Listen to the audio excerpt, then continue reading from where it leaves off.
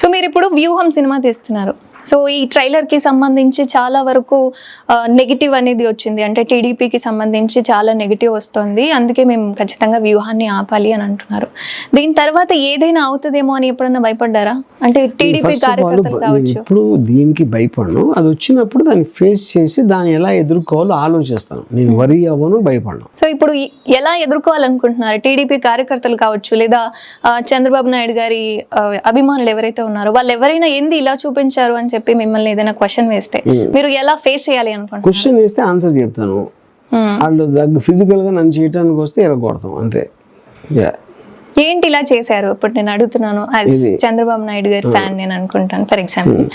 So ఏంటండి ఇలా చూపించారు చంద్రబాబు? ఏంటండి ఇదంటే, మీరు పొద్దున్న లేచి నోరు ఇప్పితే ఏదో ఒక అభిప్రాయం చెప్తారు ఎవరో ఒకరి మీద, లేకపోతే ఏదో ఒక సంఘటన మీద, సిబిఎన్ మీద, వాళ్ళ మీద ఉన్న నా అభిప్రాయం నేను చెప్తాను. మీరు చూస్తే చూడండి, లేకపోతే మానేయండి అంతే. ఎవరు చేసినా అదే చేసేది.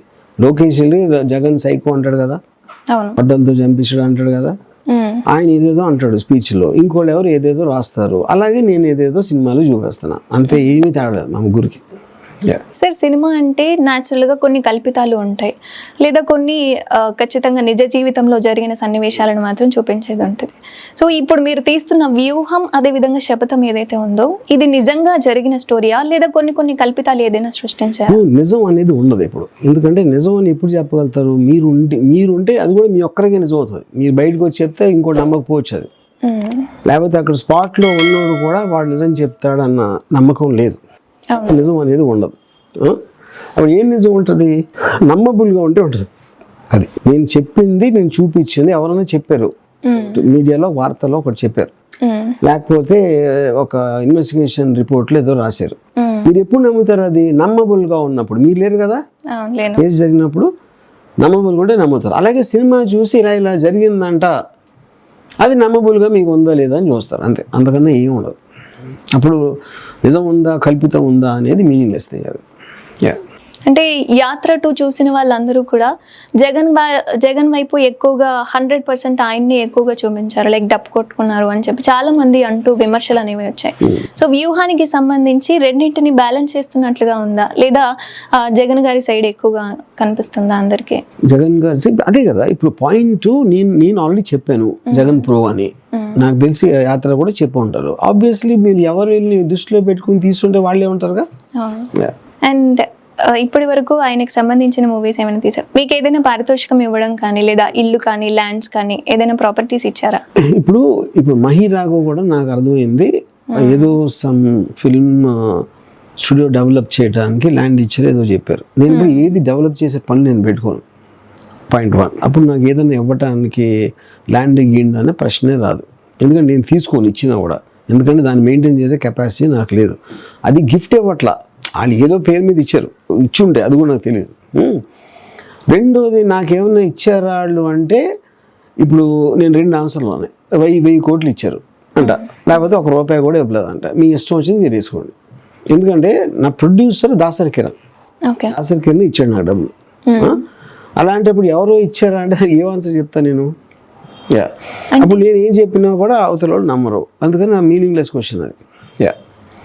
అప్పుడు ఇచ్చాడని రాసేయండి, లేకపోతే అనుకోండి. ఇప్పుడు అన్నాను కదా 1000 కోట్లు ఇచ్చారు, అది ఎవడో నమ్మడు, ₹1 ఇవ్వలేదు అది కూడా నమ్మడు, వదిలేసండి. సో వాళ్ళకి నచ్చింది వాళ్ళు రాసుకుంటారు అంతే, నో ప్రాబ్లం. అండ్ అంటే ఇప్పటి వరకు జగన్ గారికి ఈ మూవీ చూపించారా అసలు ఒకసారైనా? జగన్ గారు ఈ మూవీ వ్యూహం కానీ, శపథం కానీ, ఈ 2 మూవీలో ఏ ఒక్క మూవీ అయినా ఆయన చూసారా? ఆయన ముందు చూపించారా మీరు? చూడలేదు.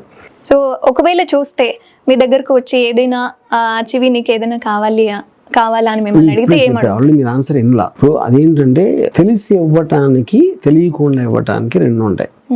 తెలిసి ఇవ్వటానికి గవర్నమెంట్లో ఎందుకు ఇస్తారు?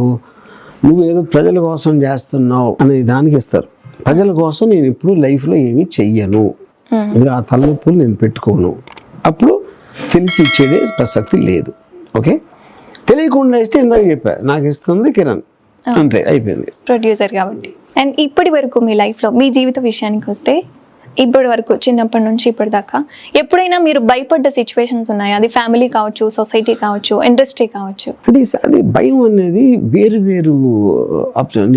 నేనేంటంటే ఎప్పుడైనా ఎనీథింగ్ వచ్చినప్పుడు దాన్ని అండర్స్టాండ్ చేసుకోవడం ట్రై చేస్తాను. నేను ఇప్పుడు భయం ఎప్పుడు వస్తుంది? మీకు మిస్టరీలో ఉన్నప్పుడు, మీకు అర్థం అవునప్పుడే మీకు భయం వస్తుంది. అవును, అర్థమైనప్పుడు భయం రాదు. అప్పుడు మీకు సొల్యూషన్ వస్తుంది, ఎలా డీల్ చేయాలి దాంతో అని. ఒక పాము ఉందనుకోండి, పాముని చూసి న్యాచురల్గా భయం వస్తుంది ఎవరికైనా.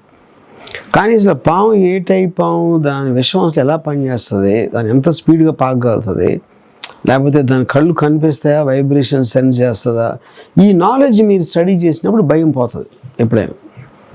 So I always approach my life trying to understand things and I not in mystery.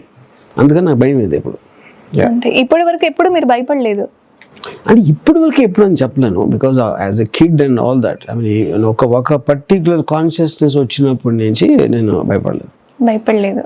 So అంటే చాలా మందికి నా లైఫ్లో నేను ఇది కావాలి లేదా ఇది అచీవ్ కావాలి అని చెప్పి చాలా మందికి ఒక కోరిక ఉంటుంది. సో మీ లైఫ్లో నేను ఖచ్చితంగా ఇది చెయ్యాలి, ఇప్పటి వరకు చేయలేదు అన్నది ఏదైనా ఉందా? చాలా ఉన్నాయి. అంటే అందులో it will be like impossible things to achieve. కోరికకి ప్రాక్టికల్గా ఏది పాసిబుల్ అనే దానికి ఉంటుంది. అప్పుడు ప్రాక్టికల్గా పాసిబుల్ అనే దానికోసం నేను ట్రై చేస్తాను. ఇంపాసిబుల్ అనే దానికోసం కోరికగా ఉంటుంది అంతే. I will fantasise about that. అలాంటిది ఏదైనా ఉందా? చాలా ఉన్నాయి, మీరు చెప్తే నాకు పబ్లిష్ చేయరు మీ వాళ్ళు. అండ్ మీకు ఇప్పటి వరకు ఏదైనా సన్నివేశంలో బాధ అనిపించింది, లైక్ ఈ మూవీ సరిగా ఆడలేదు ఆర్ ప్రేక్షకులు సరిగా ఆదరించలేదు అని బాధ అనిపించిన సన్నివేశం? నేను ఎప్పుడు వర్స్ సిచ్యువేషన్ ముందే ఎక్స్పెక్ట్ చేస్తాను. మ్యాక్సిమం వర్స్ ఏమవుతుంది అనుకున్న తర్వాతే నేను డిసిషన్ తీసుకుంటాను. How bad it can go అనేది నా ఫస్ట్ థాట్ ఉంటుంది. అండ్ ఇప్పటి వరకు మీరు ఇండస్ట్రీలో ప్రయాణం చేసిన సన్నివేశాల విషయానికి వస్తే, మీరు అంతకుముందు ఇండస్ట్రీలో ఉన్నప్పుడు, ఇప్పుడు కూడా ఉన్నారు, కానీ ఆర్జీవి గారి ఇంటర్వ్యూ కోసం ఎదురు చుట్టం కానీ లేదా ఆయన టైం కోసం ఎదురు చూసే వాళ్ళు కానీ చాలామంది ఉన్నారు. కానీ ఐస్ క్రీమ్ అన్న సినిమా వచ్చిన తర్వాత కూడా దాని వెనక ఉన్న బ్యాకప్ వల్ల కావచ్చు, దాని తర్వాత జరిగిన పరిణామాల వల్ల కావచ్చు, ఆర్జీవి గారి యొక్క డెవలప్మెంట్ అనేది తగ్గింది అని వింటున్నాం. దీని మీద మీ కామెంట్? ఇక్కడ రెండు వేరే అడుగుతున్నాం మీరు. ఒకటి మీడియా వాళ్ళు వెయిట్ చేస్తున్నారు ఐస్ క్రీమ్కి ముందు అన్నారు, మళ్ళీ డెవలప్ అయ్యాను. అది రెండు ఎలా కనెక్ట్ అయ్యి నాకు తెలియదు. ఇప్పుడు నా మ్యాక్సిమం మీడియా ఇంటరాక్షన్ నాకు స్టార్ట్ అయ్యింది ఐస్ క్రీమ్ తర్వాతే ఇప్పుడు వరకు. సో ఐస్ క్రీమ్ మూవీ వల్ల ఐస్ క్రీమ్ మొలాను కాదు, ఆ ఫేజ్ నేను చెప్పేది. సో దేని తర్వాత మీ యొక్క డెవలప్మెంట్ అనేది తగ్గింది అనుకుంటున్నారు? ఈ సన్నివేశం ఏ పర్టికులర్ థింగ్ తర్వాత ఉండదు, అది సినిమాలో ఫ్లాపులు బట్టి ఉంటుంది. అది ఏ ఫ్లాప్ నుంచి ఎవరికి ఏమైందో అనేది నాకు తెలియదు కదా. అదేవిధంగా ఇక మొత్తానికి వ్యూహం చిత్రానికి వస్తే, వ్యూహానికి శపథానికి కొంచెం టైం లెన్స్ వెంటనే తీస్తున్నారు కదా. సో దీని తర్వాత వచ్చే అంటే వ్యూహం వచ్చిన తర్వాత కొన్ని పరిణామాలు వస్తాయి, అదేవిధంగా శపథం కూడా వస్తుంది. దీన్ని మధ్యలో ఆపే సన్నివేశాలు ఏమైనా ఉన్నాయా? శపథాన్ని వచ్చినప్పుడు చూసుకుంటాం కదా, ఇంకా రాలేదు కదా. వచ్చినప్పుడు ఇలాగే మొన్న అయింది కూడా ఎలా డీల్ చేస్తాం, దాన్ని కూడా అదే డీల్ చేస్తాం. సో మొత్తానికి రెండు కంటెంట్స్ ఏ విధంగా ఉండబోతున్నాయి? ప్రేక్షకులు అసలు ముందు వెళ్ళి చూడాలి అంటే కొంచెం కంటెంట్ అనేది కావాలి అని. కంటెంట్ ఏదని చెప్తే ఎవరు రారు. ట్రైలర్లో వాళ్ళకి ఒక ఫీల్ వస్తుంది, అండర్స్టాండింగ్ వస్తుంది, దాన్ని బట్టే వస్తారు. సో మేము ట్రైలర్ చూసినప్పుడు చంద్రబాబు గారు అదేవిధంగా పవన్ కళ్యాణ్ గారి కాన్వర్సేషన్ జరుగుతున్నప్పుడు చంద్రబాబు గారు ఒక డైలాగ్ వేస్తారు, నువ్వు నాకు సపోర్ట్ చేయి, నేను ఖచ్చితంగా దానికి సంబంధించిన పారితోషికం ఇస్తాను అని. సో ఆ టైంలో పవన్ కళ్యాణ్ గారు స్ట్రెస్ బాల్ని స్ట్రెస్ చేస్తూ ఉంటారు. సో దీని అర్థం ఏంటి సార్? అసలు దాని గురించి ఆలోచిస్తున్నాను. అంటే కోపం మన చేతులు ఉన్నాయి కాబట్టి ఏదో చేస్తూ ఉంటాం చేతులతో. ఆ టైంలో మాట్లాడినప్పుడు ఏదో ప్రెస్ చేసాడు, అంతగానే ఏం లేదు దాని అర్థం. అంటే నేను ఒక కీలు బొమ్మ చేతులు ఇప్పుడు ఇలా ఉన్నాను, ఏదో పట్టుకున్నా, ఇలా ఎందుకు ఆపినాడు దానికి ఏం మీనింగ్ లేదు కదా. పవన్ కళ్యాణ్ గారు ఒక కీలు బొమ్మ అనుకుంటున్నట్లుగా, లేదా కోపానికి సంబంధం లేదా మనకి ఏదైనా కోపం వచ్చినప్పుడు కానీ లేదా ఆపుకోలేని సన్నివేశాలు ఏమైనా ఉన్నప్పుడు సినిమా చూడదు, ఖచ్చితంగా సినిమానే చూడాలంటారు. అంటే మీకు ఇంట్రాక్ట్ అయ్యాం కాబట్టి కొంచెం ఏదైనా మా ద్వారా మూవీకి సంబంధించిన ఏదైనా క్లూ ఇద్దాం అనుకుంటారు. యాక్చువల్లీ ఇంతే, అంతకన్నా ఏం లేదు దాంట్లో. సో ఖచ్చితంగా మూవీ అయితే మీకేమన్నా అంటే ఇప్పుడు నేను డైలాగ్ చెప్పకుండా షార్ట్ పెట్టాను కాబట్టి అది మీ ఊహ వదిలేస్తున్నా, ఎందుకు నొక్కుతున్నాడు అని. సో అది మేము కోపం అనుకోవచ్చు లేదా ఇంకేదైనా భావన అనుకోవచ్చు.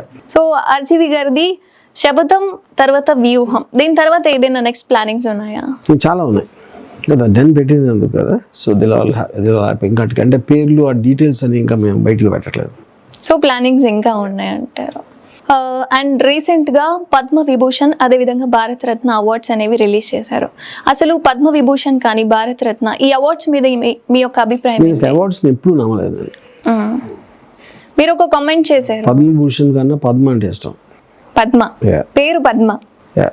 అంటే మీరు రీసెంట్గా చిరంజీవి గారికి వచ్చిన పద్మ విభూషణ్ ఏదైతే ఉందో దాని మీద కామెంట్ చేశారు కదా. సో అసలు నిజంగానే చిరంజీవి గారు దీనికి అర్హులు అనుకుంటున్నారా, లేదా ఇంకెవరికైనా ఇస్తే బాగుండు అని మీకు అనిపించిందా? నేను అక్కడ చెప్పిందంటే చిరంజీవి గారు మిగతా ఇద్దరు ఎవరికైతే ఇచ్చారో వాళ్ళ ఊరు పేరు నాకు తెలియదు. అవును. అందుకని చిరంజీవి గారికి పద్మభూషణ్ వచ్చినందుకు నేను సంతోషించారా, లేకపోతే ఆయనతో పాటు అనామకులు కూడా ఇచ్చారు అన్న మొలాని అవార్డు అసలు డిగ్రీ తగ్గిపోయిందా అనేది నా ఉద్దేశం అక్కడ. అందుకని చిరంజీవి గారికి అవార్డు ఇచ్చినంత మాత్రం ఆయన ఏం పెరగదు. ఆల్రెడీ ఆయన పెద్ద స్టార్ అగ్రహారం మీద ఉన్నాడు ఆయన.